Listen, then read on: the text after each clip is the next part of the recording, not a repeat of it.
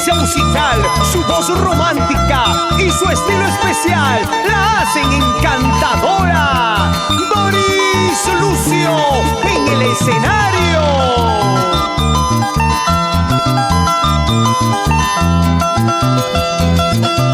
Y yo tengo un corazoncito que sabe querer, que sabe amar.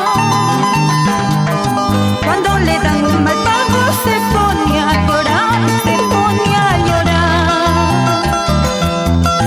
El hombre que tanto amo hoy me hace llorar, hoy me hace sufrir. Aprovecha mi nobleza para lastimar a mi corazón.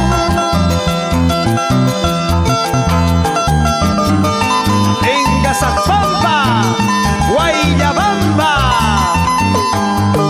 Daniel Lucio y esposa, ¿cómo baila?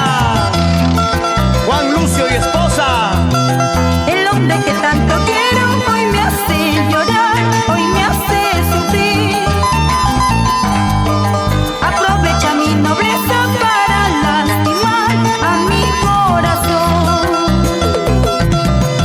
Pobre mi corazoncito ya no soporta más tanto y tanto dolor. Tú mismo serás culpable para traicionar a tu corazón.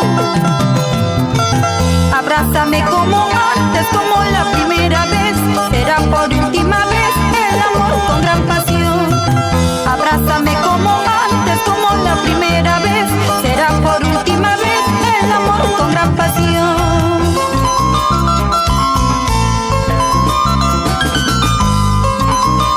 A gozar y a bailar con Doris Lucio y su tercer concierto musical. Así es.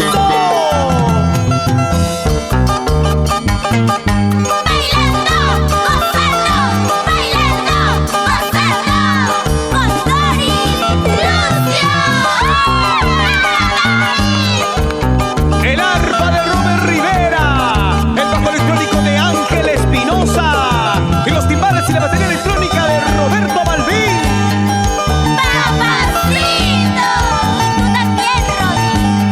Gracias, chicas. Con las manitos arriba, que suenen las palmas. ¡Hey, hey, hey, hey, hey, hey! ¡Eso! Doris Lucio en concierto.